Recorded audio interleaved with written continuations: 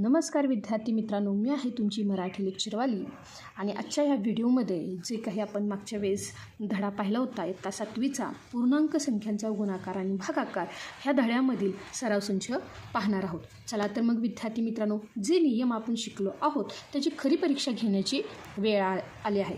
तर आज आपण सोडवणार आहोत सराव संच 8.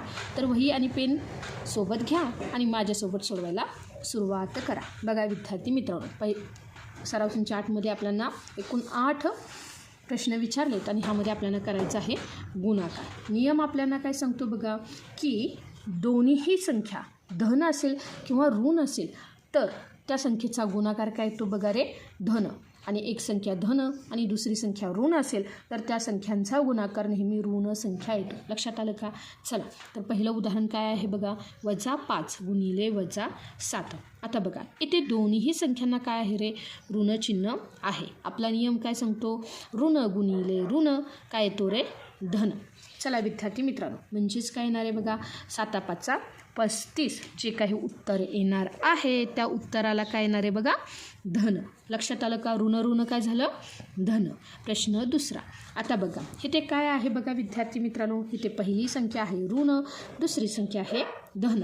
वेगळी चिन्ह असतील तर उत्तर नेहमी काय येतं रे, ऋण. चला 9×54 म्हणून उत्तराला काय आलं बघा, वजा. काय आलं बघा, ऋण. लक्षात आलं का? गुणाकार केला आणि चिन्ह दिलं वजा.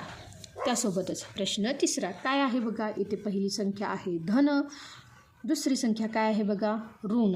आता पुन्हा काय आली रे, वेगवेगळी चिन्ह. चला 9ने काय करूया, 4ला गुणूया. म्हणजेच काय आलं, 9×4 = 36 आणि उत्तराला आलं वजा चिन्ह. लक्षात आलं का? आता प्रश्न चौथा काय विचारला आहे बघा, की 8 गुणिले -7. लक्षात आलं का? एक संख्या आहे धन, दुसरी संख्या आहे ऋण. लक्षात आलं का? म्हणून उत्तर काय येणार आहे, ऋण. चला 8×7 = 56 किंवा 7×8 = 56 आणि उत्तर आलं ऋण चिन्ह. लक्षात आलं का? आता बघा पाचवं उदाहरण काय दिलं आहे, -124 गुणिले -1.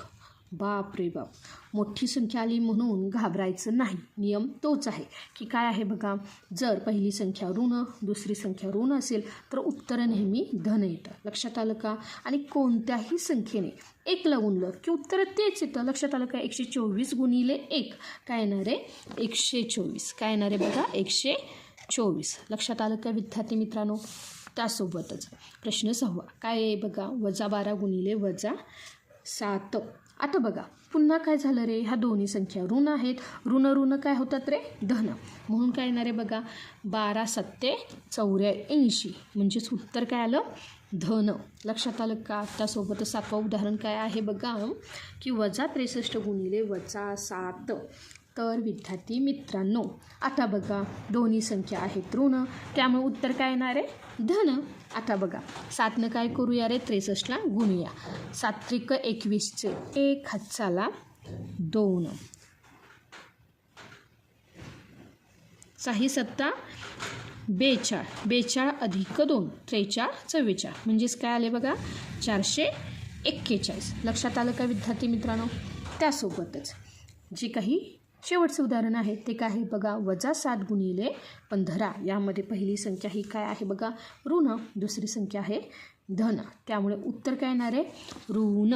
चला 15चा पाडा काय करूया, 7पर्यंत म्हणा किंवा 7चा पाडा 15पर्यंत. मी काय करते, 15चा पाडा म्हणते. 15×7 = 105. लक्षात आलं का? तर विद्यार्थी मित्रांनो पाहिलं, हा सराव संच 8 किती सोपं होता. फक्त चिन्हांचे नियम मनात पक्के ठेवा. काय आहेत, दोन्हीही संख्या जेव्हा ऋण असतील आणि दोन्ही संख्या धन असतील, आता इथे धन दिलेलं नाहीत पण दोन्ही संख्या ऋण असेल तर आपल्याला उत्तर नेहमी काय येते बघा, धन. आणि दोन्हीपैकी एक जरी ऋण आली, काय आहे बघा, एक जरी ऋण आली तर उत्तर नेहमी काय येतं, ऋण. तर विद्यार्थी मित्रांनो सराव संच 8 इथे संपला आहे. पुढच्या व्हिडिओमध्ये तुमची मराठी लेक्चरवाली घेऊन येणार आहे सराव संच 9, ज्यामध्ये आपण भागाकार शिकणार आहोत. तोपर्यंत सराव करत राहा आणि अभ्यास करत राहा. धन्यवाद.